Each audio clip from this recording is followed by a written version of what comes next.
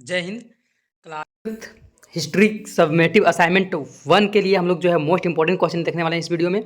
और जो भी क्वेश्चन रहेगा आप लोग का बोर्ड एग्जाम 2025 है ना, 2025 में भी ये सब क्वेश्चन बहुत ज़्यादा इंपॉर्टेंट है आप लोग का फाइनल एग्जाम के लिए। और ये सबमिटिव असाइनमेंट के लिए इंपॉर्टेंट तो है ही, लेकिन 2025 के लिए भी बहुत ज़्यादा इंपॉर्टेंट है। तो आप लोग क्वेश्चन देखिए और चलिए शुरू करते हैं। शुरू करने से पहले अगर आप चैनल में पहली बार आए हैं तो चैनल को सब्सक्राइब कर लीजिए और अपने दोस्तों के साथ में वीडियो को जरूर से जरूर शेयर कर दीजिए और लाइक का बटन भी दबा दीजिए, क्योंकि इस चैनल पर आप लोग का बोर्ड एग्जाम का तैयारी बहुत अच्छी तरह से करवाया जाता है, स्पेशली जैक बोर्ड का। तो चैनल के साथ में जुड़े रहिए। और सबसे पहले हम लोग प्रश्न देखते हैं यहाँ हड़प्पा सभ्यता पहला चैप्टर से।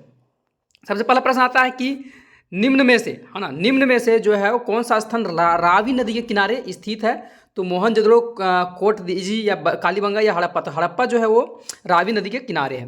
दूसरा प्रश्न आता है कि हड़प्पा सभ्यता है ना, हड़प्पा सभ्यता का सबसे बड़ा सा शहर कौन है? हड़प्पा सभ्यता का सबसे बड़ा शहर जो है वो कौन सा है? मोहनजोदड़ो, हड़प्पा, कालीबंगा या लोथल। सही आंसर इसका हो जाएगा कि मोहनजोदड़ो जो है वो बड़ा, हड़प्पा सभ्यता का जो है बड़ा सा शहर है ये।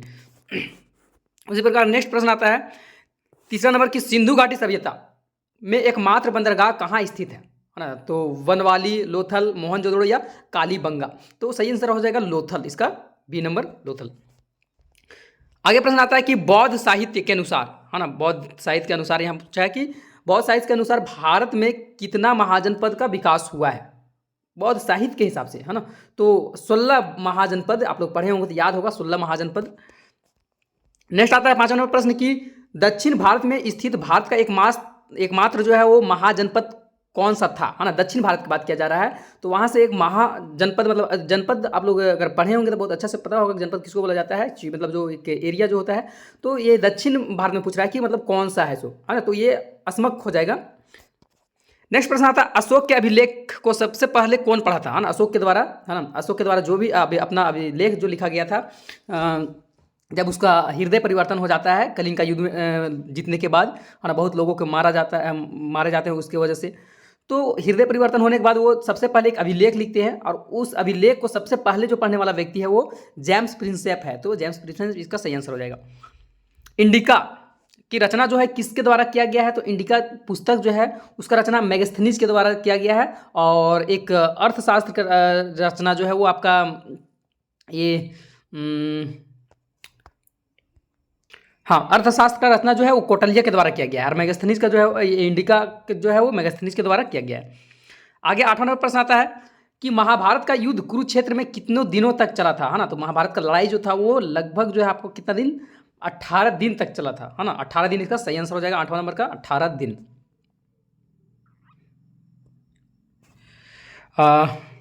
नेक्स्ट प्रश्न आता है कि स्तूप किस धर्म से संबंधित है ना? स्तूप जो है वो बौद्ध धर्म से संबंधित है, इसका सही आंसर हो जाएगा वो बौद्ध धर्म।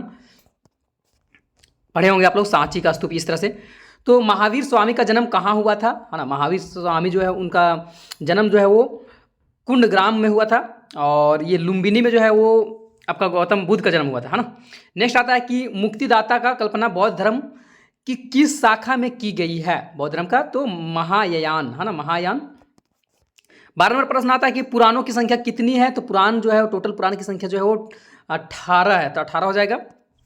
आगे के अल्बेरुनी किस भाषा का जानकारी नहीं था? मतलब अल्बेरुनी जो था वो 3 यहाँ व्यक्ति के बारे में आप लोग का बहुत ज़्यादा इंपॉर्टेंट रहता है, अल्बेरुनी, फ्रांसवा बर्नियर और एक इब्न बतूता। ये तीनों व्यक्ति के बारे में जो है किसी एक व्यक्ति के बारे में जो है तीनों भारत की यात्रा किया था और तीनों के बारे में किसी एक के बारे में फाइनल एग्जाम में आ सकता है सब्जेक्टिव में।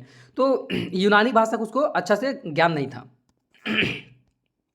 नेक्स्ट आता है कि इब्न बतूता ने किस पुस्तक की रचना की थी? तो इब्न बतूता के द्वारा जो है वो रिहला किताब नाम लिखा गया था और किताब उल हिंद जो है वो अल्बेरुनी के द्वारा शायद लिखा गया था। नेक्स्ट आता है कि पीर का क्या अर्थ होता है? पीर का मतलब क्या होता है? तो पीर का मतलब गुरु होता है, तो गुरु इसका सही आंसर हो जाएगा। नेक्स्ट प्रश्न आता है कि प्रसिद्ध सूफी संत मोइनुद्दीन चिश्ती का दरगाह कहाँ स्थित है? तो इसका सही आंसर हो जाएगा वो सी नंबर अजमेर में। आगे की अलवार संप्रदाय के लोग किस देवता को पूजा करते थे है ना? तो अलवार जो है, और देखिए नयनार, नयन से याद रखिएगा, नयन मतलब शिव का नयन है ना? तो नयनार लोग जो था इस शिव का पूजा करता था, अलवार लोग है वो विष्णु का पूजा करता था। तो 17 का ये हो जाएगा विष्णु। उसी प्रकार नेक्स्ट प्रश्न आता है 18 नंबर कि विजयनगर सम्राट का संस्थापक कौन था? तो हरिहर और बुक्का ये दोनों भाई थे है ना, ये दोनों विजयनगर का संस्थापक माने जाते हैं। मोस्ट इंपोर्टेंट क्वेश्चन है आप लोग का ये। आगे कि तेलुगु साहित्य अमुक्ता माल्यद की रचना जो है वो कौन किया है ना? तो बी नंबर इसका सही आंसर हो जाएगा कृष्णदेव राय। 20 नंबर है कि अकबरनामा का रचयिता कौन है? तो अकबरनामा जो है वो अबुल फजल के द्वारा लिखा गया है। आगे संथाल विद्रोह कब हुआ था? संथाल विद्रोह जो है आपका ए नंबर इसका हो जाएगा 1855 में संथाल विद्रोह हुआ था। 21 नंबर का ए। नेक्स्ट आता है 22 नंबर की दामिन ए कोह क्या है ना? दामिन ए कोह जो है वो क्या है, वो चीज पूछा जा रहा है। तो इसका सही आंसर हो जाएगा वो संथालों की भूमि है ना? दामिन ए कोह जो है वो संथाल लोग थे, उनकी भूमि। अब 23 नंबर प्रश्न आता है कि 1793 में जब अस्थाई बंदोबस्त लागू हुआ था तो उस समय बंगाल के गवर्नर कौन था, है ना? तो उस समय बंगाल के गवर्नर जो है वो कार्नवालिस था। अभी तक भी अगर आप लाइक नहीं किए हैं तो लाइक का जो है बटन जरूर से जरूर दबा दीजिए और अपने दोस्तों के साथ शेयर कर दीजिए। इससे क्या होता है कि हम लोग को जो है मोटिवेशनल मिलता है, जिसके कारण आप लोग के लिए और भी जितना हो सके, है ना, क्वेश्चन लाने के प्रयास करते हैं, और ताकि जो है बोर्ड एग्जाम में कम से कम जो है आप लोग जो है वो 80+ जो है वो नंबर ला सकें।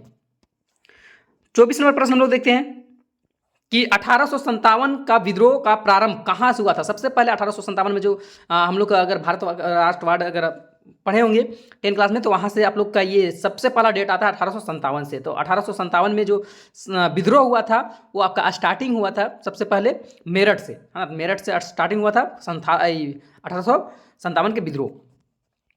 उसका बाद आगे क्वेश्चन है कि सहायक संधि व्यवस्था को किसने प्रारंभ किया, है ना? सहायक संधि व्यवस्था जो है वो वेलेज़ली के द्वारा किया गया था। तो इसका ये सही हो जाएगा।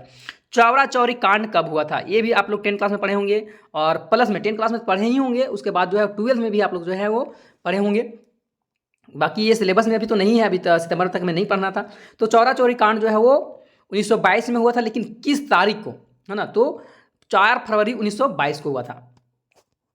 आगे महात्मा गांधी के राजनीतिक गुरु कौन थे?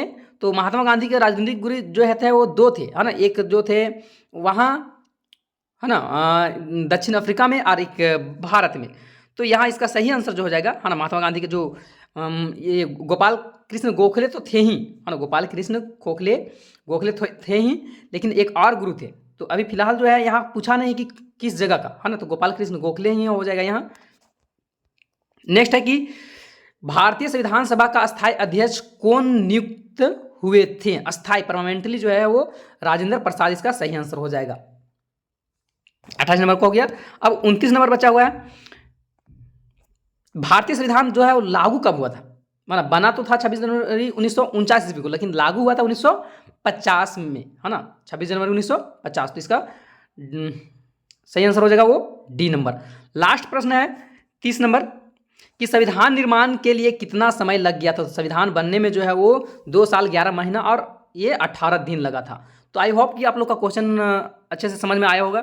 और नेक्स्ट सब्जेक्ट का जो है आप लोग कमेंट कीजिए कि कौन सा सब्जेक्ट का चाहिए इंपॉर्टेंट क्वेश्चन, जो कि आप लोग के सब्जेक्टिव असाइनमेंट के लिए बहुत ज़्यादा इंपॉर्टेंट है। तो ये पहला पार्ट था, आप लोग का अगर डिमांड रहता है तो दूसरा पार्ट भी आएगा, लेकिन यहाँ में से भी जो है बहुत सारा प्रश्न जो है मैच करने वाला है। तो फिर मिलते हैं हम लोग, तब तक के लिए जय हिंद, जय भारत, जय झारखंड।